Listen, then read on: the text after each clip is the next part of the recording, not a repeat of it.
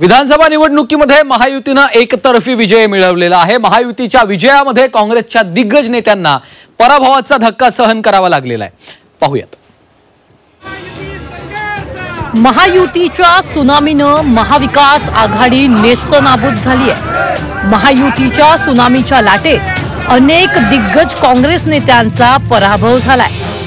कराड दक्षिण मतदारसंघातून काँग्रेसचे नेते आणि माजी मुख्यमंत्री पृथ्वीराज चव्हाण यांचा पराभव झालाय।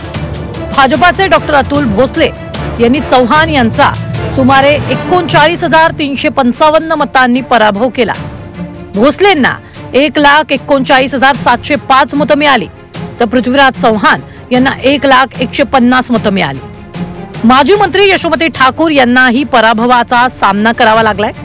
तिवसा विधानसभा मतदारसंघात भाजपनं यशोमती ठाकूर यांच्या विरोधात राजेश वानखेडे यांना उमेदवारी दिली। यशोमती ठाकूर यांचा 10,000 मतांनी पराभव झाला। लातूर ग्रामीण मध्ये धीरज देशमुख यांचा पराभव झाला तर भाजपचे रमेश कराड यांनी धीरज देशमुख यांचा पराभव केला। कसबा मतदारसंघातून भाजपच्या हेमंत रासने यांनी काँग्रेसच्या रवींद्र धंगेकर यांचा पराभव केला। अक्कलकुवा मतदारसंघात भाजपचे अम्मशा पाडवी यांनी विजय मिळवला तर काँग्रेसचे केसी पाडवी पराभूत झाले। धुळे ग्रामीण मधून काँग्रेसचे कुणाल पाटील पराभूत झाले तर भोर मतदारसंघातून संग्राम थोपटे पराभूत झाले।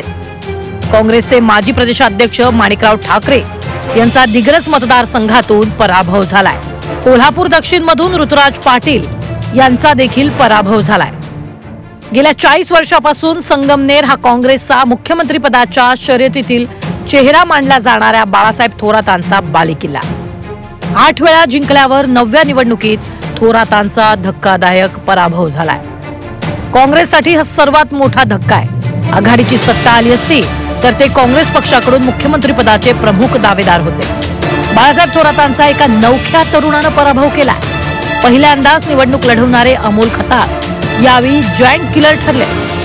अमोल खताळ यांनी विजय मिळवत थोरातांच्या सत्तेला सुरुंग लावलाय।